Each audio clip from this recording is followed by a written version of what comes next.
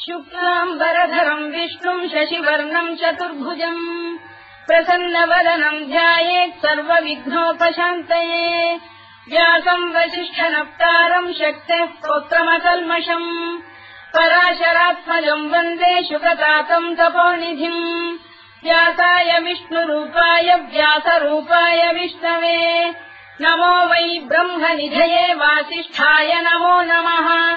अविकाराय शुद्धाय नित्याय परमात्मने सदैकरूपरूपाय विष्णवे सर्वजिष्णवे यस्य स्मरणमात्रेण जन्म संसारबन्धनात् विमुच्यते नमस्तस्मै विष्णवे प्रभविष्णवे ॐ नमो विष्णवे प्रभविष्णवे श्रीवैशम्पायन उवाच श्रुत्वा धर्मानशेषेण पावनानि च सर्वशः युधिष्ठिरः शान्तनवम् पुनरेवाभ्यभाषत युधिष्ठिर उवाच किमेकम् दैवतम् लोके किम् वाप्येकम् परायणम् स्तुवन्तः कङ्कमर्चन्तः प्राप्नुयुर्मानवा शुभम् को धर्मः सर्वधर्माणाम् भवतः परमो मतः किम् जपन्मुच्यते जन्तुर्जन्म संसारबन्धनात् श्रीभीष्म उवाच जगत्प्रभुम् देवदेवमनन्तम् पुरुषोत्तमम् स्तुवन्नाम सहस्रेण पुरुषस्तततोत्थितः तमेव चार्चयन् नित्यम् भक्त्या पुरुषमव्ययम् ध्यायम् स्तुवन् नमस्यम् च यजमानस्तमेव च अनादिनिधनम् विष्णुम् सर्वलोकमहेश्वरम् लोकाध्यक्षम् स्तुवन् नित्यम् सर्वदुःखातिगो भवेत् ब्रह्मण्यम् सर्वधर्मज्ञम् लोकानाम् कीर्तिवर्धनम् लोकनाथम् महद्भूतम् सर्वभूतभवोद्भवम् एष मे सर्वधर्माणाम् धर्मोऽधिकतमो मतः यद्भक्त्या पुण्डरीकाक्षम् स्तवैरच्चेन्नरः सदा परमम् यो महत्तेजः परमम् यो महत्तपः परमम् यो महद्ब्रह्म परमम् यः परायणम् पवित्राणाम् पवित्रम् यो मङ्गलानाम् च मङ्गलम् दैवतम् देवतानाम् च भूतानाम् यो व्ययक्तिरा यतः सर्वाणि भूतानि भवन्त्यादियुगागमे यस्मिंश्च प्रलयम् यान्ति पुनरेव युगक्षये तस्य लोकप्रधानस्य जगन्नाथस्य भूपते विष्णोर्नाम सहस्रम् मे शृणु पापभयापहम् यानि नामानि गौणानि विख्यातानि महात्मनः ऋषिभिः परिगीतानि तानि वक्ष्यामि भूतये ऋषिर्नाम्नाम् सहस्रस्य वेदव्यासो महामुनिः छन्दोऽनुष्टुप् तथा देवो भगवान् देवकीसुतः अमृतांशुद्भवो बीजम् शक्तिर्देवकीनन्दनः त्रिसामाहृदयम् तस्य शान्त्यर्थे विनियुज्यते विष्णुम् जिष्णुम् महाविष्णुम् प्रभविष्णुम् महेश्वरम् अनेकरूपदैत्यान्तम् नमामि पुरुषोत्तमम् अस्य श्रीविष्णोर्दिव्यसहस्रनामस्तोत्रमहामन्त्रस्य श्रीवेदव्यासो भगवान् ऋषिः अनुष्टुप्छन्दः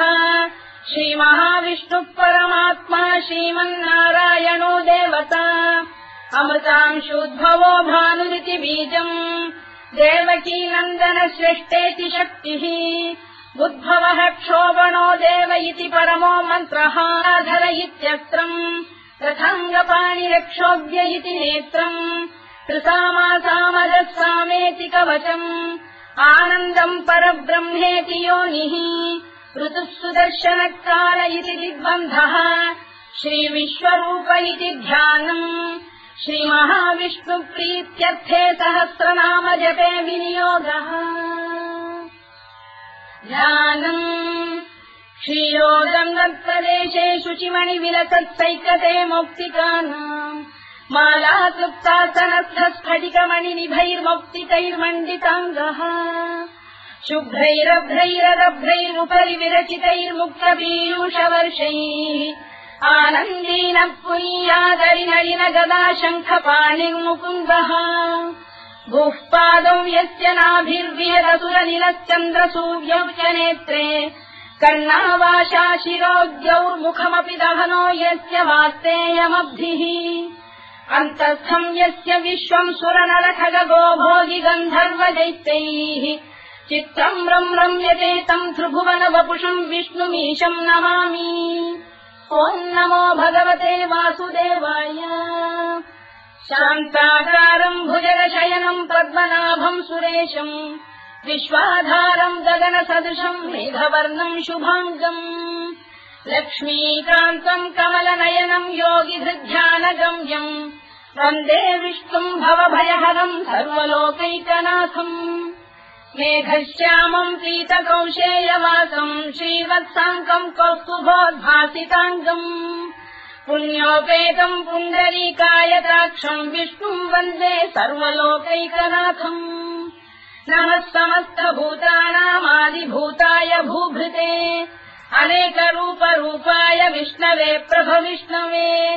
सशङ्खचक्रम् सकिरीटकुण्डलम् सपीतवस्त्रम् सरसीरुहेक्षणम् सहारवक्षस्थलशोभिकौस्तुभम् नमामि विष्णुम् शिरसा चतुर्भुजम्। छायायाम् पारिजातस्य हेमसिंहासनोपरि आसीनमम्बुदश्याममायताक्षमलङ्कृतम् चन्द्राननम् चतुर्बाहुम् श्रीवत्साङ्कितवक्षसम् रुक्मिणी सत्यभामाभ्याम् सहितम् कृष्णमाश्रये।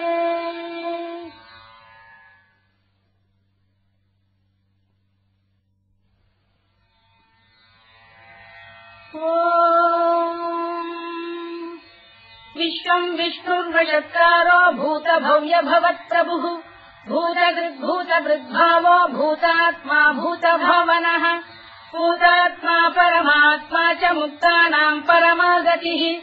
अव्ययः पुरुषः साक्षी क्षेत्रज्ञोऽक्षर एव च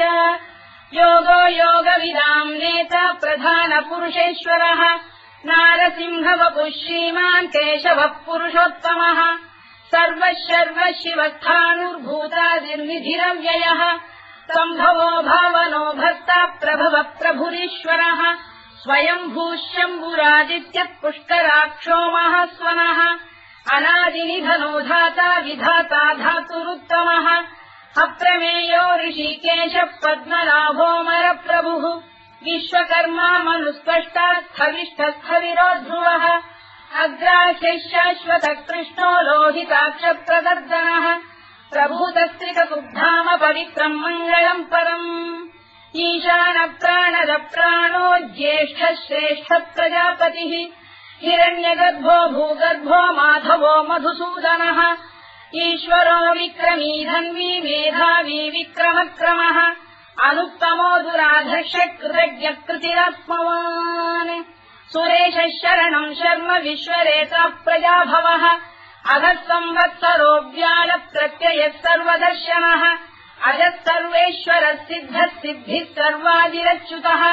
वृषाकपिरमेयात्मा सर्वयोगविनिसृतः वसुर्वसुमनः सत्यः समात्मा संविदः समः अमोघः पुण्डरीकाक्षो वृषकर्मा वृषाकृतिः रुद्रो बहुशिरा बभ्रुर्विश्वयोनिः शुचिश्रवाः अमृतः शाश्वतस्थाणुर्वरारोहो महातपाः सर्वगः सर्वविद्वानुर्विश्वरवित्कविः लोकाध्यक्षः सुराध्यक्षो धर्माध्यक्षकृताकृतः चतुरात्मा चतुर्व्यूहश्चतुर्दंष्टश्चतुर्भुजः भ्राजिष्णुर्भोजनम् भोक्ता सहिष्णुर्जगदादिजः अनभो विजयो जेता विश्वयोनिः पुनर्वसुः कुपेन्द्रो वामनः प्रांशुरमोघः शुचिरूर्जितः अतीन्द्रः सङ्ग्रहः सर्गो धृतात्मा नियमो यमः वेद्यो वैद्यः सदा योगी वीरः माधवो मधुः अतीन्द्रियो महामायो महोत्साहो महाबलः महाबुद्धिर्महावीर्यो महाशक्तिर्महाद्युतिः अनिर्देश्यवपुः श्रीमान् अमेयात्मा महाधृधृत् महेश्वासो महीभर्ता श्रीनिवासः सताङ्गतिः अनिरुद्धः सुरानन्दो गोविन्दो गोविदाम्पतिः मरीचिर्दमनो हंसः सुपर्णो भुजगोत्तमः हिरण्यनाभः सुतपाः पद्मनाभः प्रजापतिः अमृत्युः सर्वदृक्सिंहः सन्धाता सन्धिमान् स्थिरः अजो दुर्मर्षणः शास्ता विश्रुतात्मा सुरारिः गुरुर्गुरुतमो धाम सत्यः सत्यपराक्रमः निमिषो निमिषस्रग्वी वाचस्पतिरुदारधीः अग्रणी ब्राह्मणी श्रीमान् न्यायो नेता समीरणः सहस्रमूर्धा विश्वात्मा सहस्राक्षः सहस्रपात् आवर्तनो निवृत्तात्मा संवृतः सम्प्रवर्धनः अधः संवर्तको गन्धिरनिरोधरणीधरः सुप्रसादप्रसन्नात्मा विश्वधृत् विश्वभुग्विभुः सत्कर्ता सत्कृतः साधुर्जन्धुर्नारायणो नरः असङ्ख्येयो प्रमेयात्मा विशिष्टः शिष्टकृत्युचिः सिद्धार्थः सिद्धसङ्कल्पः सिद्धितः सिद्धिसाधनः वृषाधी वृषभो विष्णुर्वृषपर्वा वृषोदरः वर्धनो वर्धमानश्च विविक्तः श्रुतिसागरः सुभुजो दुर्धरो वाग्मी महेन्द्रो वसुदो वसुः नैकरूपो बृहद्रूपः शिपिविष्टप्रकाशनः ओजस्तेजोऽभ्युदिनः प्रकाशात्मा प्रतापनः वृद्धस्पष्टाक्षरो मन्त्रश्चन्द्रांशुर्भास्करद्युतिः अमृतांशुद्भवो भानुष्यशबिन्दुः सुरेश्वरः औषधम् जगतः सेतुः सत्यधर्मपराक्रमः भूतभव्यभवन्नाथः पवनः पावनो नलः कामः कामकृत्कान्तः कामः कामप्रदप्रभुः युगादिकृद्युगामत्तो नैकमायो महाशनः अदृश्यो व्यक्तरूपश्च सहस्रजिदनन्तजित् इष्टो विशिष्टः शिष्टेष्टः शिखण्डी नभुषो वृषः क्रोधः क्रोधकृत्कर्ता विश्वबाहुर्महीधरः अच्युतः प्रतिथः प्राणः प्राणदो वासवानुजः अपाम् निधिरधिष्ठानमप्रमत्तः प्रतिष्ठितः स्कन्दः स्कन्दधरो धुर्यो वरदो वायुवाहनः वासुदेवो बृहद्भानुरादिदेवः पुरन्दरः अशोकस्तारणस्तारः शूरः शौरिर्जनेश्वरः अनुकूलः शतावर्तः पद्मी पद्मनिभेक्षणः पद्मनाभोरविन्दाक्षः पद्मगर्भः शरीरभृत् महर्भिर्वृद्धो वृद्धात्मा महाक्षो गरुडध्वजः अतुलः शरभो भीमः समयज्ञो हविर्हरिः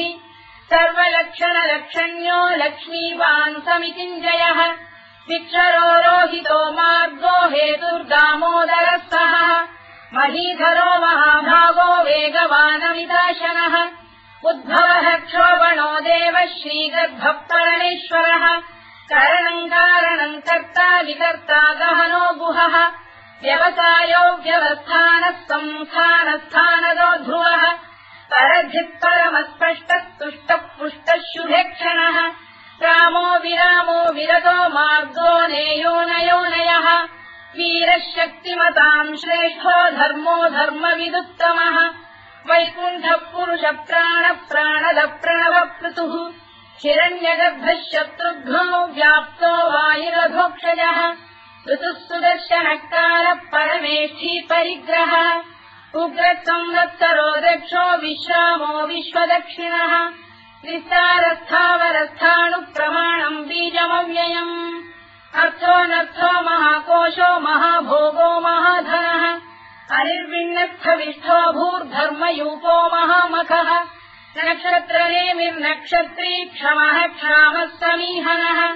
यज्ञयुज्यो महेज्यश्च क्रतुः सत्रम् सदाङ्गतिः सर्वदर्शी विमुक्तात्मा सर्वज्ञोद्यानमुत्तमम् सुव्रतः सुमुखः सूक्ष्मः सुघोषः सुखरः सुहृत् मनोहरोजितक्रोधो वीरबाहुर्विदारणः स्वापनः स्ववशो व्यापी नैतात्मानैककर्मकृत् वत्सरो वत्सलो वत्सी रत्नगर्भोधनेश्वरः धर्मकुद्धर्मकृद्धर्मी सदसक्षरमक्षरम् अविज्ञाता सहस्रांशुर्विधाता कृतलक्षणः गभस्तिरे विस्तप्तस्तः सिंहो भूतमहेश्वरः आदिदेवो महादेवो देवेशो देवभृद्गुरुः उत्तरो गोपतिर्गोप्ता ज्ञानः सोमपो मृतपः सोमः पुरुजिः पुरुषत्तमः विनयो जयः सत्यसन्धो दाशार्हः सात्वताम् पतिः जीवो विनयिता साक्षी मुकुन्दो मितविक्रमः अम्भोनिधिरनन्तात्मा महोदधिशयोऽन्तकः अजो महार्घः स्वाभाव्यो जिता मित्रप्रमोदनः आनन्दो नन्दनो नन्दः सत्यधर्मा त्रिविक्रमः महर्षि कपिलाचार्य कृतज्ञो मेदिनीपतिः त्रिदशाध्यक्षो महाशृङ्गकृतान्तकृत् महावराहो गोविन्दः सुषेणः कनकाङ्गनी गुह्यो गभीरो गहनो गुप्तश्चक्रगदाधरः मेधास्वाङ्गोजितः कृष्णो दृढः सङ्कर्षणोच्युतः वरुणो वारुणो वृक्षः पुष्कराक्षो महामनाः भगवान् बलहानन्दी वनमाली हलायुधः आदित्यो ज्योतिरादित्यः सहिष्णुर्गतिसत्तमः सुधन्वाखण्ड परशुद्धारुणोद्रविणप्रदः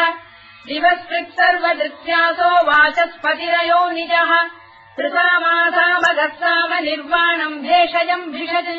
सन्न्यासवृक्षमशान्तो निष्ठा शान्तिपरायणम् शुभाङ्गः शान्तिदर्शष्टा कुमुदः कुवलेशयः गोहितो गोपदैर्गोप्ता वृषभाक्षो वृषप्रियः अनिवर्ती निवृत्तात्मा संक्षेप्ताक्षेमकृत् शिवः श्रीवत्सवक्षः श्रीवासः श्रीपतिः श्रीमताम्बरः श्रीधः श्रीधः श्रीनिवासः श्रीनिधिः श्रीविभावनः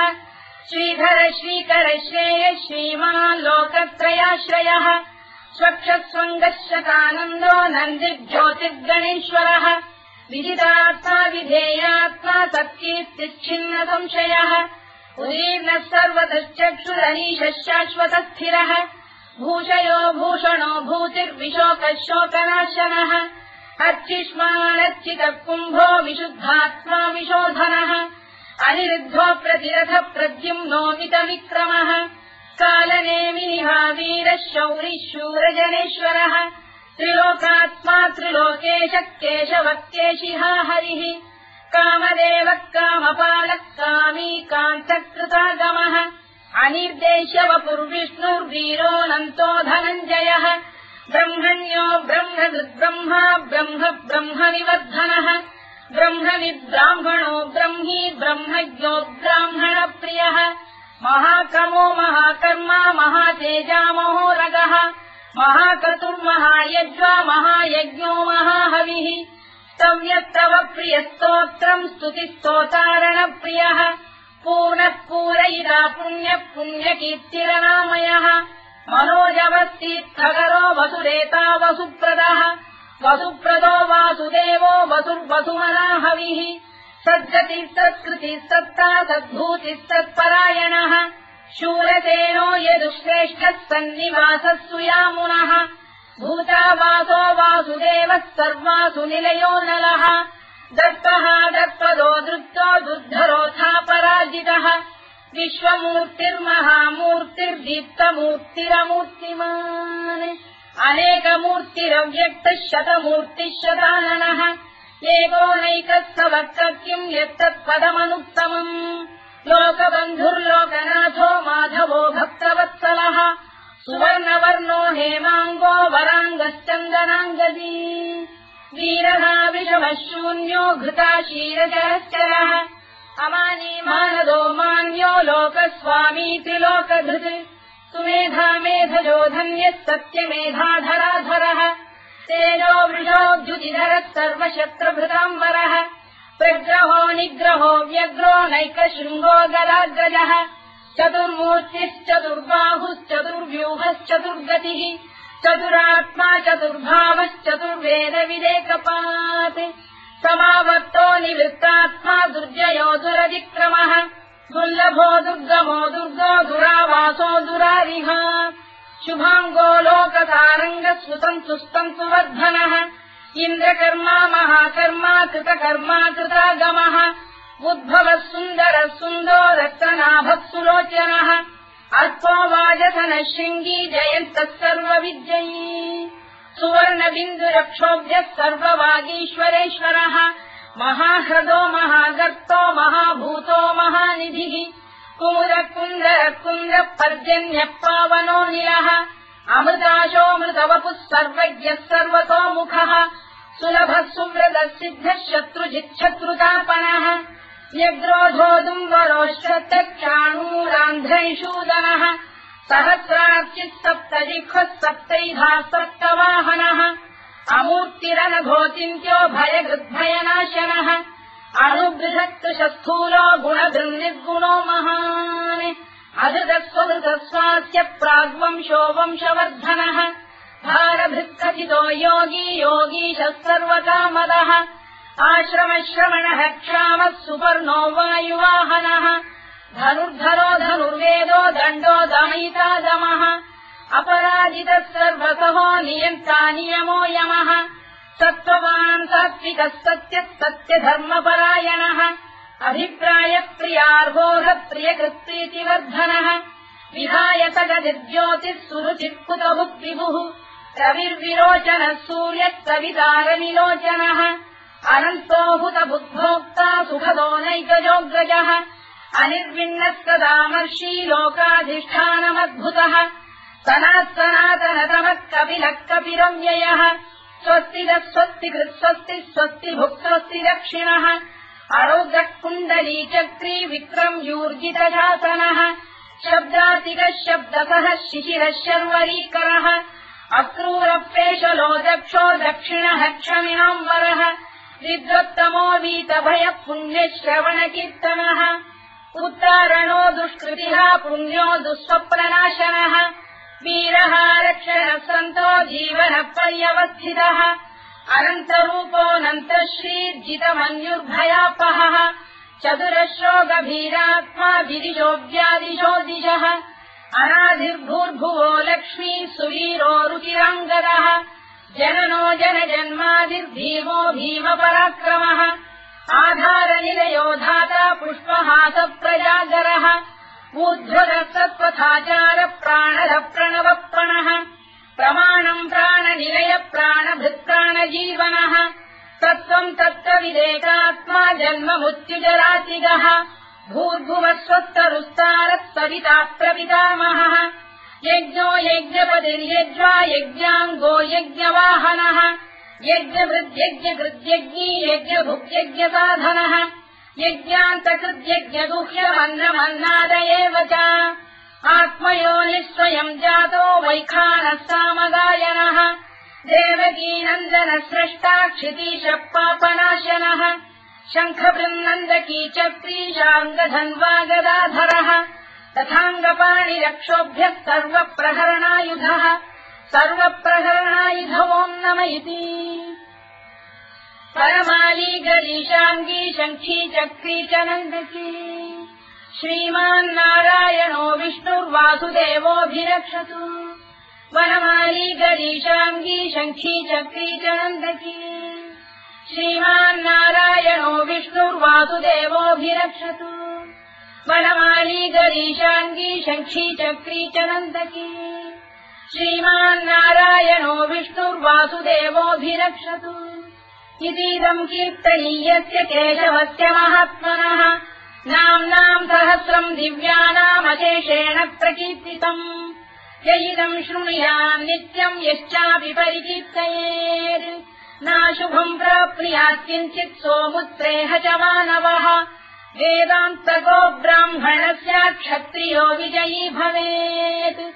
वैश्यो धनसमृद्धस्य क्षुद्रः सुखमवाप्नुयात् धर्मार्थी प्राप्नुयात् धर्ममर्थार्थी चार्थमाप्नुयात् कामानवाप्नुयात् कामी प्रजार्थी चाप्नुयात् प्रजाम् भक्तिमान् यः सदोत्थाय शुचिस्तद्धतमानसः सहस्रम् वासुदेवस्य नाम्नामेतत्र कीर्तयेत्